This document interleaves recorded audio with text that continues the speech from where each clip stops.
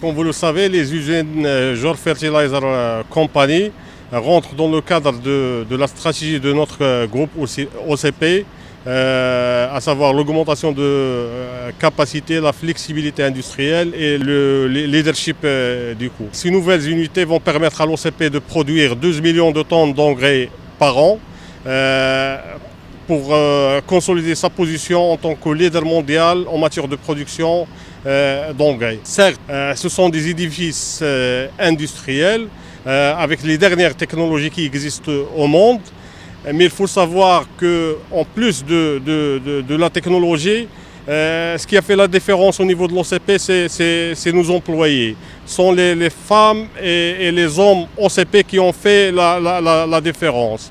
L'OCP consacre une importance primordiale pour la formation et le développement de ses collaborateurs, qui sont le principal avantage compétitif de notre groupe, à travers l'engagement, l'expertise d'environ un siècle, l'esprit de synergie qui règne au niveau de toutes les entités des groupes.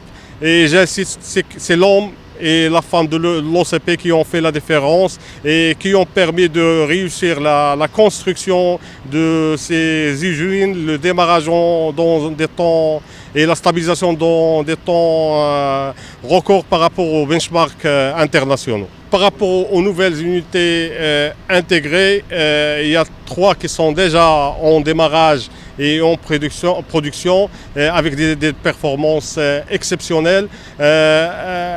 Actuellement, on est en train de préparer la 4e usine qui est en phase finale de construction. Les premiers essais de démarrage commenceront le début de 2018 pour un démarrage en production fin premier trimestre de 2018. Les 4 nouvelles usines, elles rentrent dans le cadre de la première vague de développement et elle sera suivie par une 2e vague. L'échéance, c'est 2025, le lancement de la production des nouvelles unités d'extension.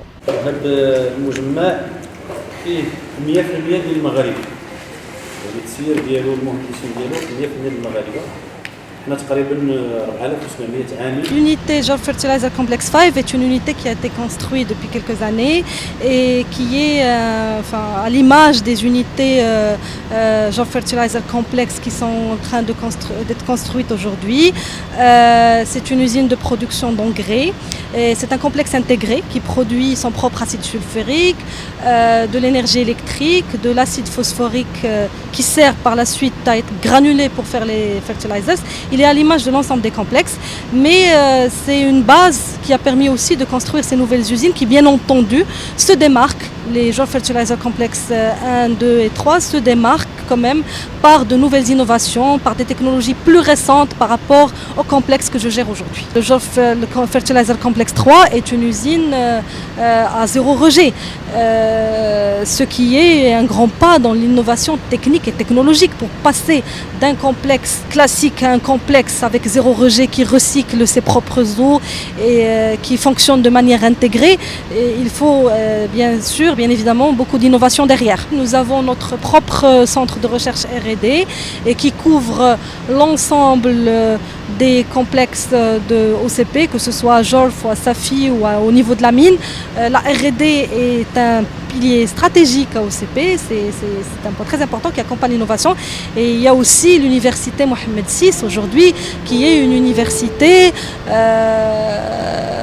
à vocation de recherche. Donc c'est une université aujourd'hui où l'innovation est chaleureusement cultivée.